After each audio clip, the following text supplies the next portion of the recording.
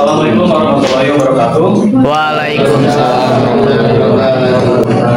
Selamat pagi kawan-kawan semua. Semoga sehat semuanya dalam keadaan di kondisi di kelas pembelajaran IMK saat ini.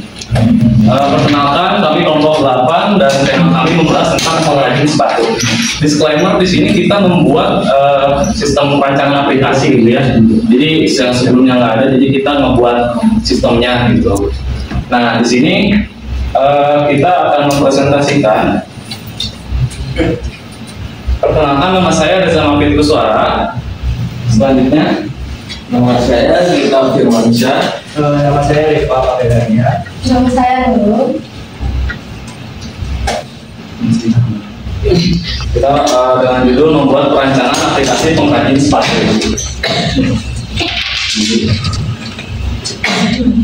Ya, metode penelitian yang kita teliti dengan narasumber yaitu menggunakan metode kualitatif. Yang pertama, wawancara dengan pengrajin sepatu. Jadi kita survei ke tempat pengrajin sepatu ya, bukan perusahaan besar, cuman masih dalam tahap UMKM gitu ya. Nah, kita wawancara dengan pengrajin sepatu bagaimana pengrajin sepatu ini menjalankan bisnisnya seperti apa.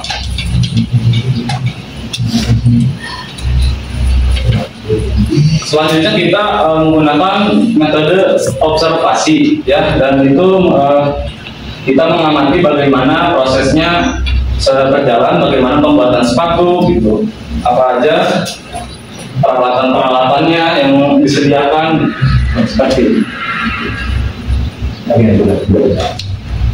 Selanjutnya studi kasus, jadi kita menganalisis bagaimana permasalahan tentang perusahaan gitu.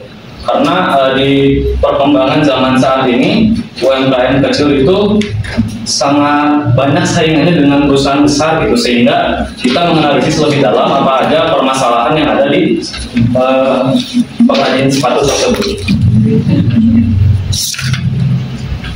Nah, sejarah perusahaan produksi sepatu ini merupakan usaha turun-temurun dan pemiliknya yang sekarang generasi kedua.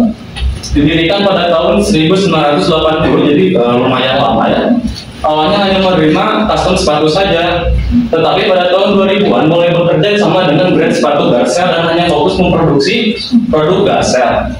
Pada tahun 2019, saat corona mulai masuk ke Indonesia, Garcel mengalami penurunan penjualan yang menyebabkan memutuskannya kerjasama dengan tempat produksi sepatu ini. Akibat tidak adanya permintaan produksi ini, membuat pemilik tempat produksi mau tidak mau harus memecat semua karyawan. Sekarang, tempat produksi dijalankan sendiri oleh owner jika ada pesanan yang masuk saja.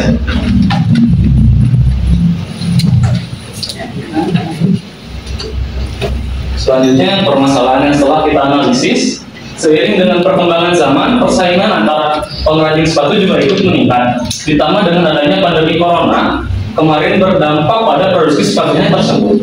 Dikarenakan banyaknya toko atau brand-brand sepatu yang bangkrut dan juga banyaknya produk Cina yang masuk ke Indonesia meningkat, membuat permintaan akan kebutuhan sepatu juga ikut menurun, maka tentu produksinya juga ikut menurun. Oleh karenanya, para pengrajin sepatu mau tidak mau melakukan pengurangan karyawan dan tidak mempekerjakan karyawan lagi, serta melakukan semua proses produksinya secara sendiri. Di era digital seperti sekarang ini, para pengrajin sepatu dapat melakukan inovasi dan tidak bergantung pada brand atau toko-toko sepatu agar produksi dapat terus berjalan dan para karyawan dapat mendapatkan pekerjaan yang kembali. Salah satunya dengan cara memasarkan produknya sendiri di website atau toko online yang sedang kita buat.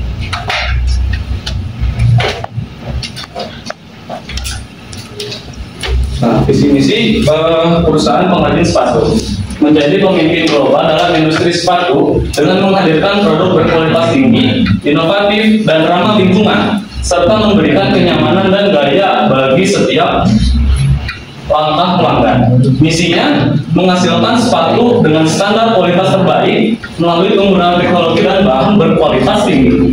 Terus berinovasi dalam desain dan fungsi sepatu untuk memenuhi kebutuhan dan tren pasar yang terus berkembang. Memberikan pelayanan terbaik kepada pelanggan dengan mendengarkan umpan balik dan menyesuaikan produk sesuai dengan kebutuhan dan keinginan customer.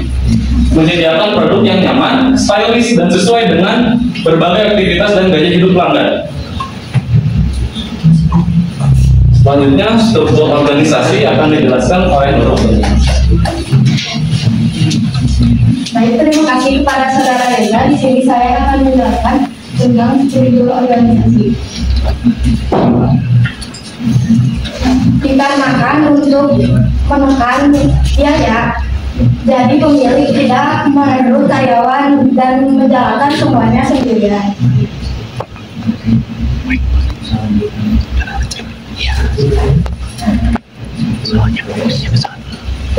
Jadi selanjutnya akan dijelaskan oleh Rival dan kita.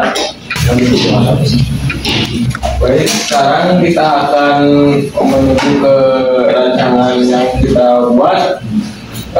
Di sini fitur-fiturnya ada buat search produk. Terus di sini ada tampilan menu-menu yang kita punya di toko. Terus ada filter buat kita milih barang apa yang bakal kita tampilkan.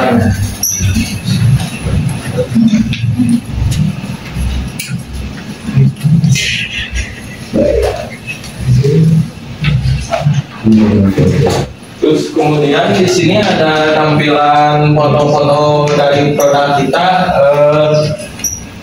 Ini jadi produk yang andalan, top sellernya. Terus ada rekomendasi. Yang di bawahnya ada di sini kalau misalkan ada flash sale atau mau diskon di tokonya bisa disimpan di sini. Terus ada top seller juga.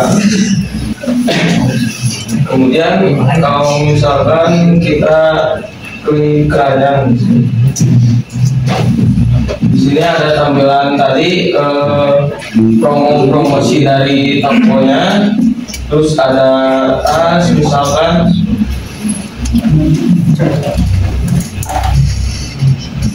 ada tas. Terus ke bawahnya di sini ada promo dari sendal atau sepatu. Terus kemudian di bawahnya ada sepatu buat pria.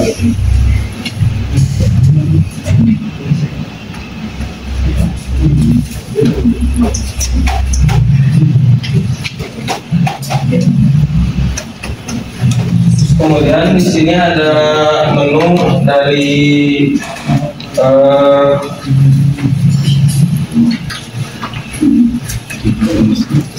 tentang kita di sini. Jadi ada tentang sejarah sama ada tentang lokasi si pengrajinnya.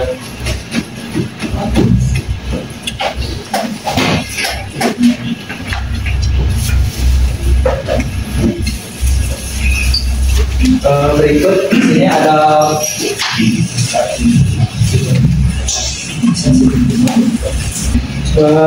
berikut ada fitur untuk mengajarkan sepatu yang ada di start atau tempat belajarnya.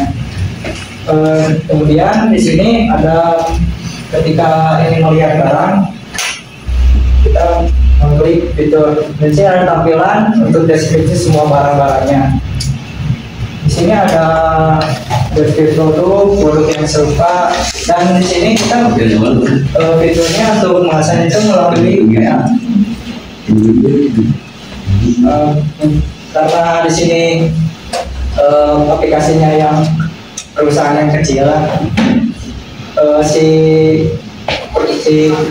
perusahaan itu ingin lebih memudahkan kita, jadi lewat WA gitu untuk pemasarannya. Kemudian ada fitur pengaturan. Di sini ada pengaturan pengaturan asal, pengaturan notifikasi, informasi, pusat bantuan, dan kebijakan aplikasi. Baik, untuk presentasinya sekian, dan kesimpulannya adalah di sini kita ingin membantu UMKM yang masih kecil gitu ya, supaya ingin memasarkan produknya yang lebih jauh lagi dengan pasar atau market yang lebih luas gitu, karena kan dengan website atau pemasaran online lebih luas lagi gitu ya.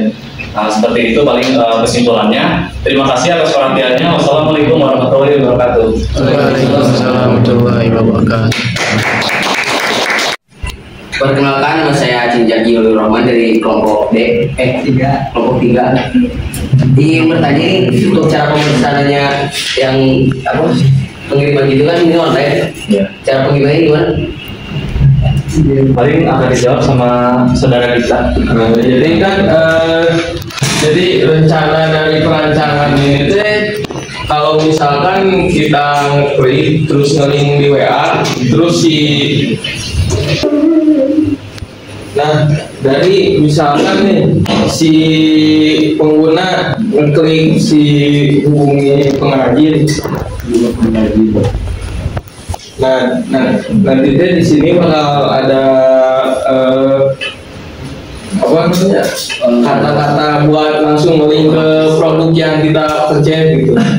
Jadi kita tadi milih produk yang mana, terus nanti tentang pengirim. Assalamualaikum warahmatullahi wabarakatuh. Waalaikumsalam. Sebelumnya saya dari perwakilan dari kelompok A izin bertanya. Nama saya Nuriyati.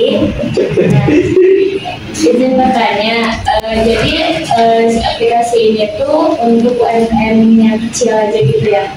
Dan untuk yang aplikasi ini tuh gimana sih? Maksudnya kita tuh jadi penggunanya, terus kita beli kayak sejenis Shopee gitu, atau kita bisa daftar nih buat yang punya usaha kecil-kecilan kayak gitu kan, buat promosiin di aplikasi ini, itu gimana caranya? Terus juga untuk pemasarannya tadi kan kata kalian biar bisa meluas lah ibaratnya ya, banyak yang kenal juga. Nah tapi kenapa untuk kayak sejenis pemasarannya cuma untuk menghubungi lewat WA? Kenapa nggak ditambahin kayak lewat IG atau TikTok, jadi bisa lebih meluas gitu, jadi banyak orang yang kenal juga gitu tentang aplikasi ini.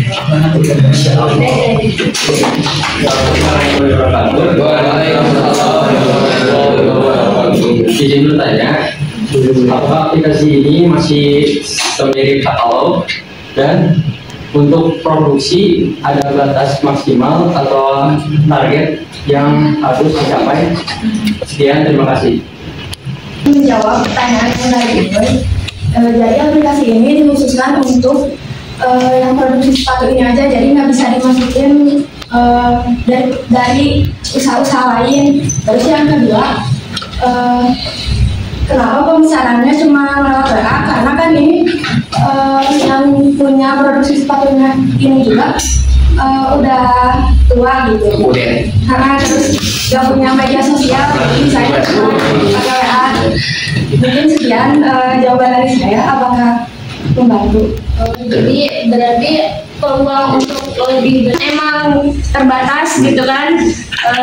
Kan gak semua orang tahu juga tentang aplikasi UMKM ini kan, yang dikhususkan buat pengrajin sepatu ini kan. Berarti ini ke depannya kita juga akan mengenalkan ke pengrajin sepatu ini kayak iklan di Instagram, terus bisa memasukkan juga ke itu bisa ke TikTok. Cuman karena sekarang pengrajin sepatunya tuh masih belum mengerti, jadi cuma pakai WA doang seperti itu.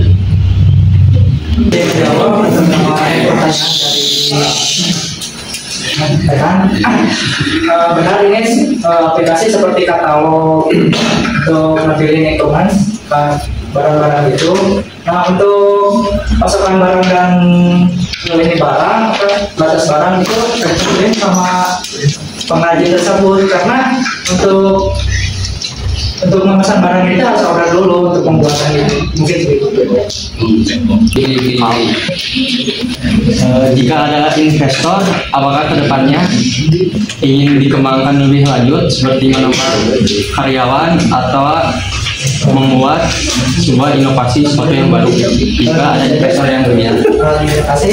Tentu saja jika ada investor atau penyalur dana, kita bisa mengembangkan lagi aplikasinya lebih jauh lagi. Untuk saat ini pengembangannya baru saja. Ya, terima kasih semuanya telah memperhatikan dan memberi masukan kepada kelompok kami ya. Wassalamualaikum warahmatullahi wabarakatuh.